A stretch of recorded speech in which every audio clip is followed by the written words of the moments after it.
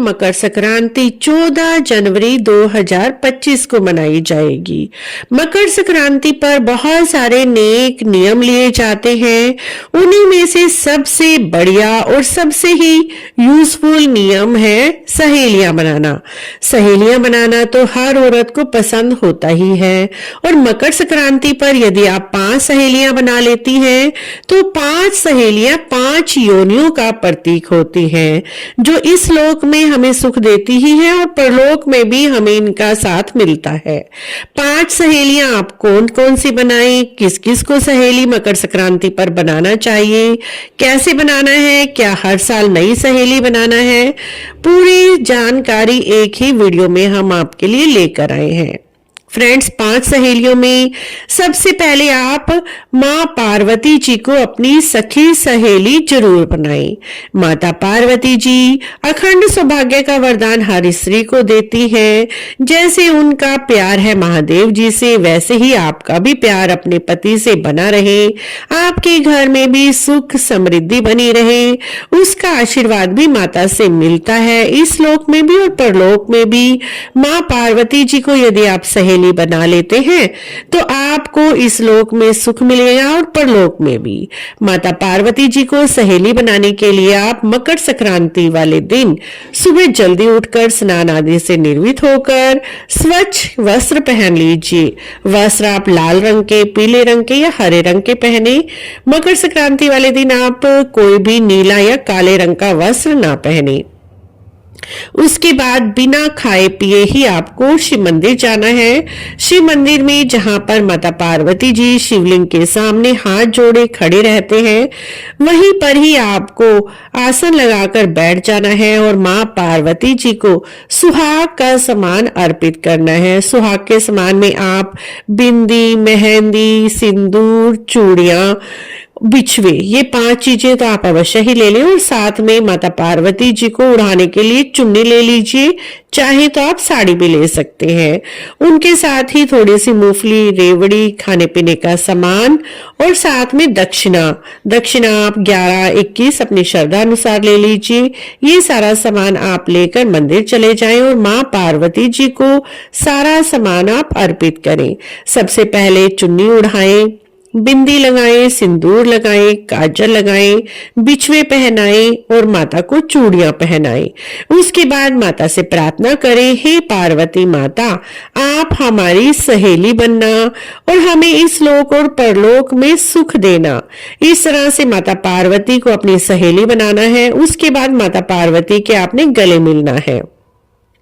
वहीं पर बैठे बैठे आप थोड़ा सा मां पार्वती जी के साथ मिल जाइए और अपनी सहेली बनाने का अनुरोध करना है माता पार्वती जी को और कहना है, माता पार्वती जी, आप हमारी सहेली बनना, हमारा हाथ हमेशा पकड़ कर रखना, इस लोक में भी हमें सारे सुख देना और मरने के बाद परलोक में भी हमें सुख देना।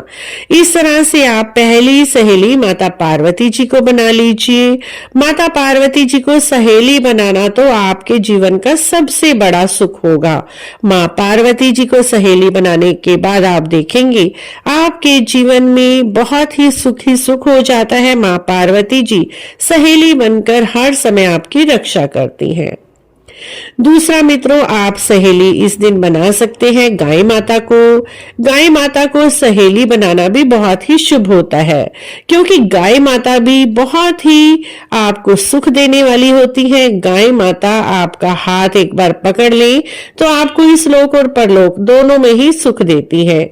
गाय माता को भी सहेली बनाने के लिए आपको सुबह सवेरे ही नहा धोकर वस्त्र पहनकर स्वच्छ आपको गौशाला चले जाएं। जो भी गौशाला आपके घर के आसपास है वहां पर चले जाएं। गाय माता को आप इस दिन रोटी खिलाएं, गुड़ खिलाएं, हरा चारा खिलाएं। साथ में माता गौशाला में भी जाकर माँ को आप सिंदूर लगा दीजिए, तिलक कर दीजिए और साथ में कोई भी वस्त्र आप माता को ओढ़ा दीजिए। कोई शॉल उड़ा सकते हैं क्योंकि ठंड का समय होता है, दोशाला उड़ा सकते हैं और गौशाला के दान पात्र में आप कुछ दक्षिणा अवश्य ही अर्पित करके आए अपनी श्रद्धा अनुसार। और गाय माता को जब आप खिलाएं। गुड़ आटा वगैरह जो भी आप लेकर गए हैं, माँ आपको गौ माँ से प्रार्थना करनी है, हे गाय माता आप हमारी सहेली बनना, आप इस लोक में और परलोक में दोनों में हमें सुख देना, मृत्यु के बाद हमें वैतरणी नदी से बाहर निकालना ताकि हम आपकी पूंछ पकड़कर आप नदी को पार कर पाए और इस लोक में हमें सारे सुख देना। इस तरह से गाय माता को आपने सहेली बनाना है। उसी तरह से मित्रों तीसरी सहेली बनाना है आपको ब्राह्मण की लड़की को। ब्राह्मण की लड़की, जो भी आपके घर के आसपास कोई मंदिर है वहां पर पंडित जी और पंडिताइनी जी रहते ही हैं। आप पंडित जी की वाइफ को यानी उनकी पत्नी को, जो आपकी हम उम्र हो, उन्हें आप सहेली बना लीजिए।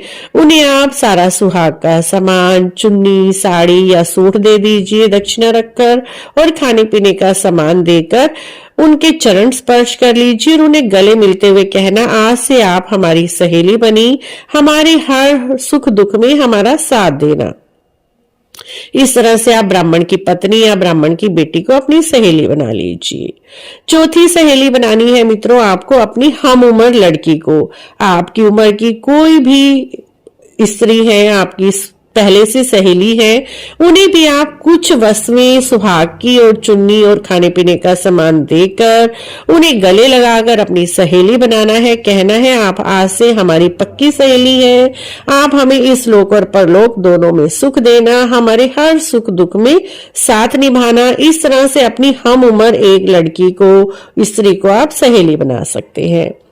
पांचवी सहेली बनाना है मित्रों आपको कुतिया को। कुतिया भी आपका इस लोक और परलोक में साथ निभाएंगी, क्योंकि 5 योनियां, हमने 5 योनियों के रूप में 5 लोगों को आपने सहेली बनाना है, उसमें कुतिया की योनि भी आती है। तो आपको कुतिया को आप गुड़ रोटी लगाकर और घी लगाकर रोटी खिला दीजिए, गुड़ से बनाकर, या फिर गुड़ रखकर थोड़ा मीठा रखकर उन्हें रोटी खिला दीजिए।